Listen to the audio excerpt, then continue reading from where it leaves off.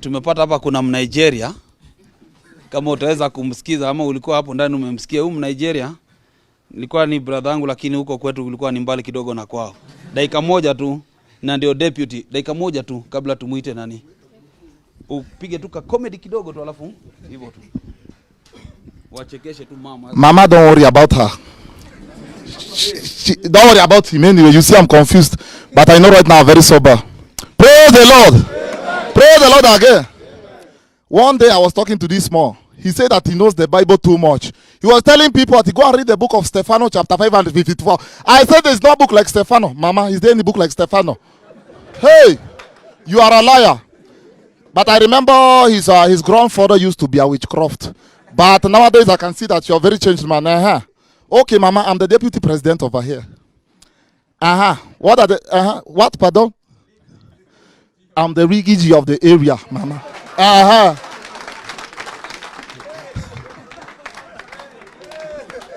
am beginning my coffee. Naona uko sawa u. Na sasa naona watoto wangu wanaangaliwa vizuri. Ningetaka kutoa shukrani sana kwa hii institution ambaye ilikubali tulete watoto wangu hapa, na nikiwaangalia mumeangaliwa vizuri na tutaendelea kurekebisha. Unajua mlikuja tu na wakakubali mkuje hapa. Kwa hivyo tunajaribu kuona vile hata wengine, unajua kuna wale wako Jamhuri 80 na tungetaka nao watoke waende mahali kama pale mko, kwa sababu mwezi moja kuwarudisha bado nafikiria hatujamaliza kazi. Na ningetaka nyinyi muendelee, na wale wengine wako Timau waendelee, wale wako Jamhuri waendelee. Siku moja tukutane. Sasa mkikuja kutoka hapo ni kazi.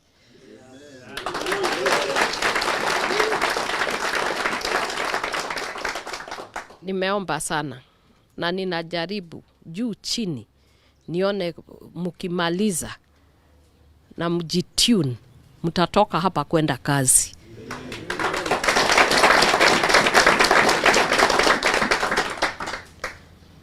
Nitafanya juhudi zote Mungu akinisaidia ndio msirudi pale mlikuwa. Niliwaambia, lakini siku hiyo sikufikiria mlishika sana kwa sababu tulikuwa hairere. Mlikuwa ona higher level. Nilikuwa mnasikia mnaongea mnasema nikasema Mungu nishikia hawa.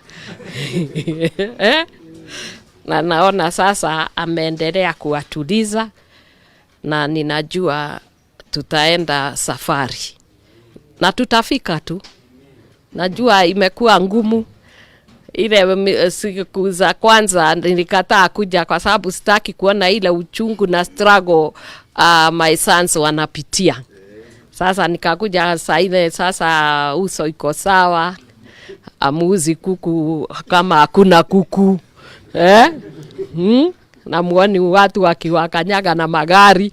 Najua nimekuwa nikienda nimejua hiyo. Lakini ningeomba focus na ile ilikuleta hapa. Ndio tukimaliza tumalize kama graduates ambayo wataendelea vizuri. Yule amesema anataka kwenda Bible school, tutampeleka an institution iko Ghana ya Dag Huan Mills, ataenda huko.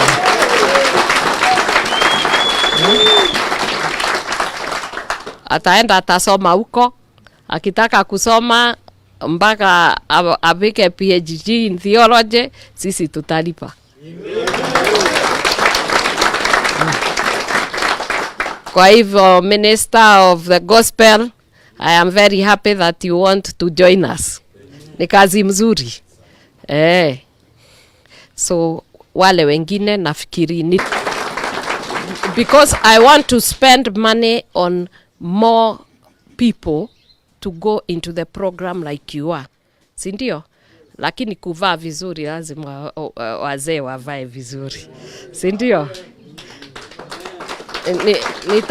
Nitaona vile tutafanya Nimesikia wengine bags muliingia tu kwa magari kuja hapa. Lakini ni mzuri. Unajua hata afadhali kuwa umepona na una bag. Mabag tutanunua. Afya hatuwezi nunua. Na ukienda, kama mtu ameenda akiendaga sasa huyo siwezi rudisha. Si ndio?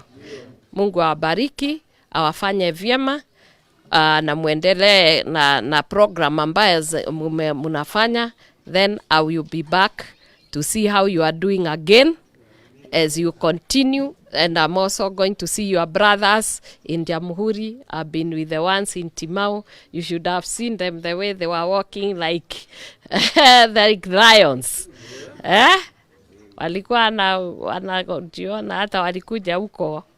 Watu walikuwa wanafikiria ndio manager wa State House. Wakaonyeshwa njia kule kulikuwa na mkutano wa managers. Kwa hivyo mambo yanaweza badilika, unajikuta huko. Si ndio? Mungu awabariki, awafanye vyema.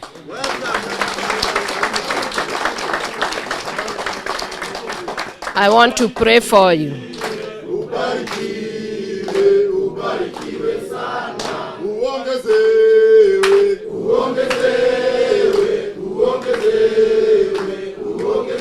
sana. Let us pray.